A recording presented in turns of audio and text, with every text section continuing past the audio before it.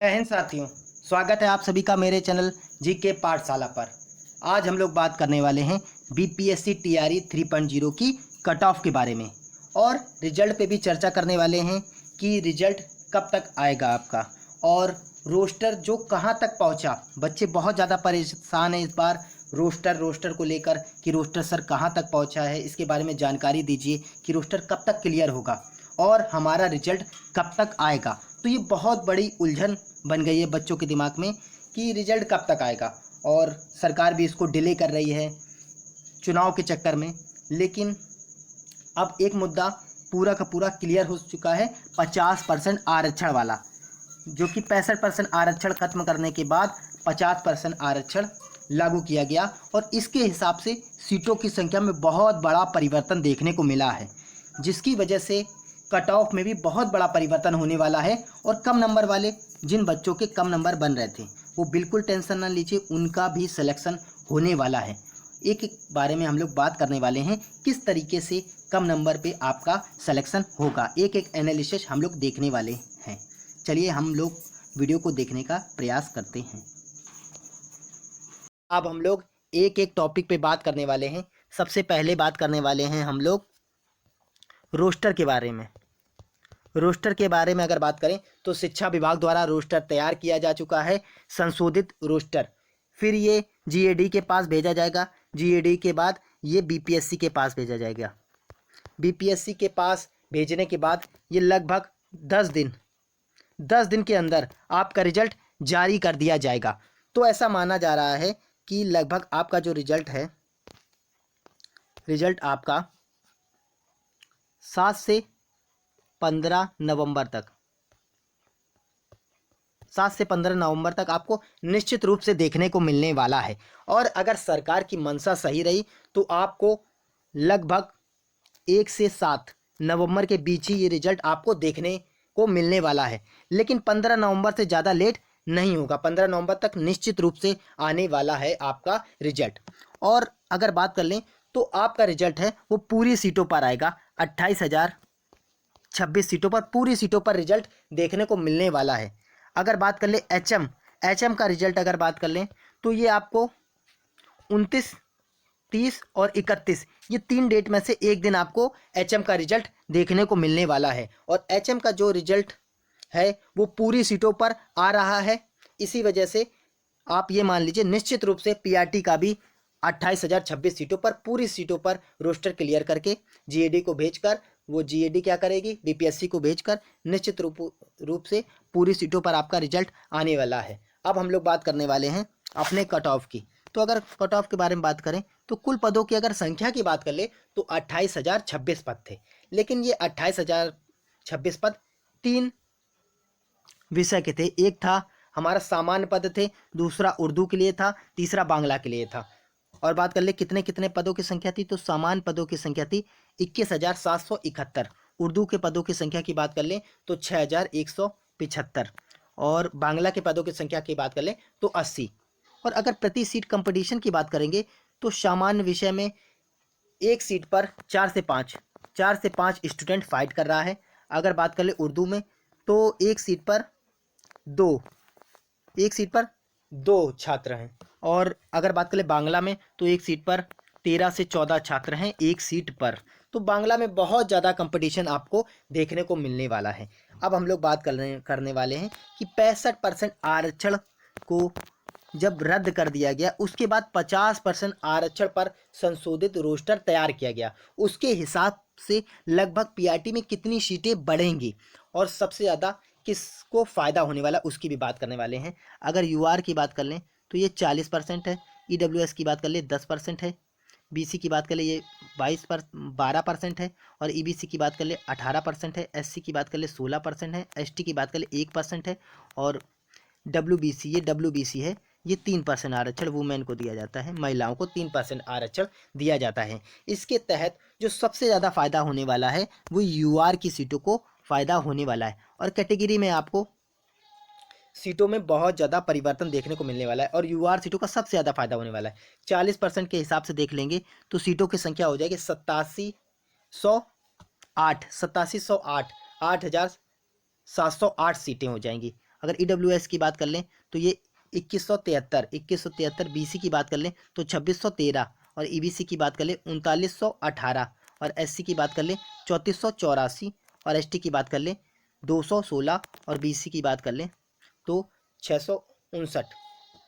अब अगर बात कर लें हम लोग केवल सामान्य पदों की अगर बात कर लें तो सामान्य पदों में छात्रों की संख्या की अगर बात कर लें तो ये है 1,04,000, 1,04,000 है। क्योंकि बात कर लें उर्दू की तो उर्दू में लगभग 12,000 स्टूडेंट है, 12,000, और बांग्ला की बात कर लें तो लगभग 11,000 स्टूडेंट है। तो इन स्टूडेंट को हटाने के बाद लगभग सामान्य पदों के लिए बात कर लें तो 1,04,000 स्टूडेंट बचता है। और इस हिसाब से प्रति सीट अगर कंपटीशन हम लोग देख लें कि प्रति सीट कंपटीशन यूआर में सबसे ज़्यादा कंपटीशन है, यूआर में सबसे ज़्यादा कंपटीशन है। एक सीट पर 4 से 5 स्टूडेंट है। और अगर हम लोग EWS में बात कर लें, ST में बात कर लें, SC में बात कर लें, EBC में बात कर लें, BC में बात कर लें तो इस पर एक सीट पर 2 से 3 स्टूडेंट है बस।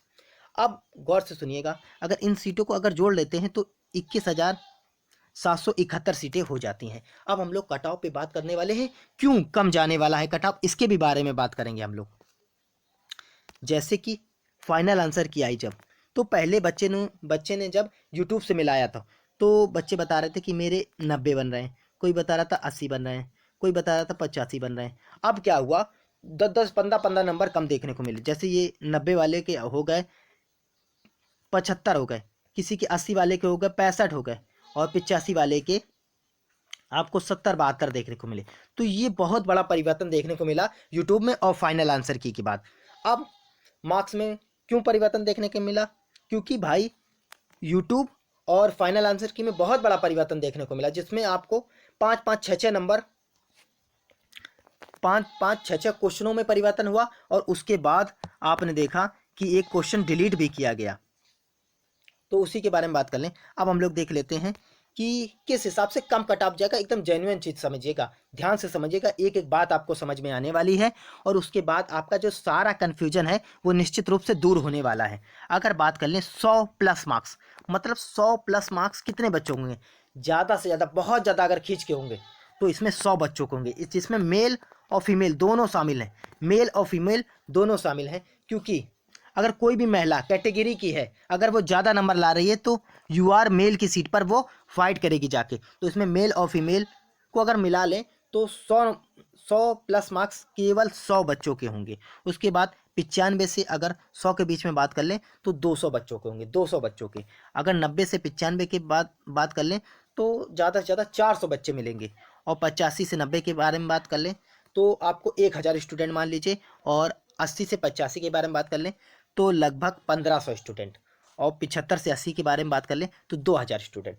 जब हमने सबको जोड़ा तो अभी भी सीटों की संख्या कितनी हुई, 5200 हुई, 5200 सीटों की संख्या हुई यूआर में। लेकिन हमारे पास जो सीटें हैं, देखिए हमारे पास यूआर में जो सीटें हैं, यूआर में 40% के हिसाब से सीटों की संख्या 8708 है। कितनी है, 8708 है। अभी भी हमारे पास अगर देखा जाए, अगर 8708 में 5200 घटा देंगे तो हमारे पास 3500+ सीटें अभी भी बची हुई हैं।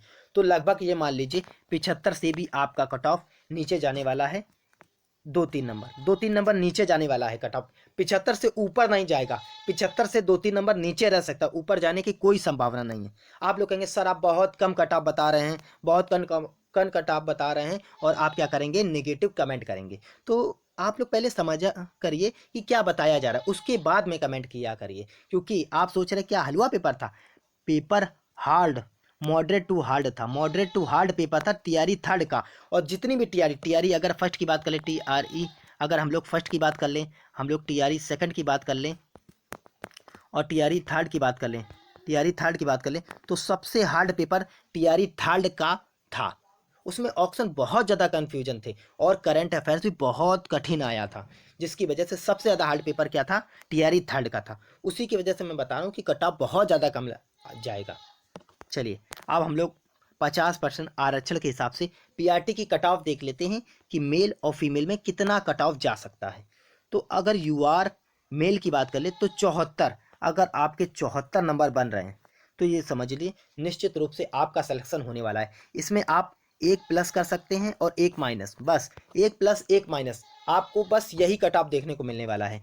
EWS की बात कर लेंगे तो 65, EBC की बात कर लेंगे तो 62, BC की बात कर लेंगे तो ये 68, और SC की बात कर लेंगे तो ये 52, और ST की बात कर लेंगे 50। और PH वाले बच्चों का बहुत ज़्यादा कमेंट आया कि सर एक PH का भी कट ऑफ लेकर आइए, तो मैंने PH का भी रखा। इसमें कितना 51, PH में आपका 51 से नीचे जा सकता है, लेकिन 51 से ज़्यादा नहीं रहेगा। अगर UR फीमेल में बात करें तो 66। आप कहेंगे सर बहुत ज़्यादा कम बता रहे हैं आप। बेटा ये मान लीजिए कि इस बार क्या हुआ है, लड़की और लड़के का, मेल और फीमेल का एक पेपर है और कठिन पेपर है। सबके बस की बात नहीं है अच्छे नंबर ला पाना। आपको लग रहा होगा ऐसा कि बहुत सरल था पेपर। जो एग्ज़ाम हॉल में जब बैठते हैं ना बच्चे, तब पता चलता है पेपर का लेवल। इसमें 70 नंबर भी लाने वाले बहुत कम स्टूडेंट आपको मिलेंगे, बहुत कम स्टूडेंट। और फीमेल में आप ये समझ लीजिए 70 प्लस लाने वाली फीमेल बहुत कम होने वाली हैं इस बार, क्योंकि इस बार पेपर का लेवल बहुत अच्छा था। और बात कर ले अगर EWS की तो 62, और EBC की बात कर ले तो 56, BC की बात कर ले तो ये 65, और SC की बात कर ले तो ये 50, और ST की बात कर ले 48, और PH की बात कर ले 50। अगर आपके इतने मार्क्स बन रहे हैं तो निश्चित रूप से आपका सिलेक्शन होने वाला है।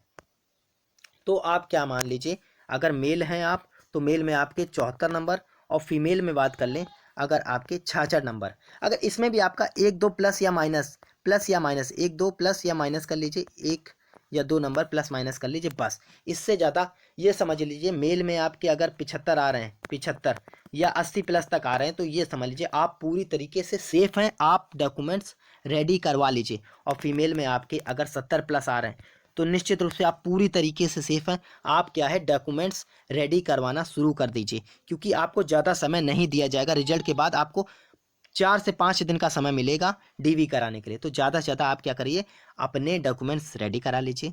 और क्या है, ज़्यादा से ज़्यादा इस वीडियो को शेयर कीजिए, चैनल को सब्सक्राइब कीजिए, चैनल को लाइक कीजिए, ज़्यादा से ज़्यादा कमेंट कीजिए कि आपके कितने नंबर बन रहे हैं। आप भी बताइए अपनी राय।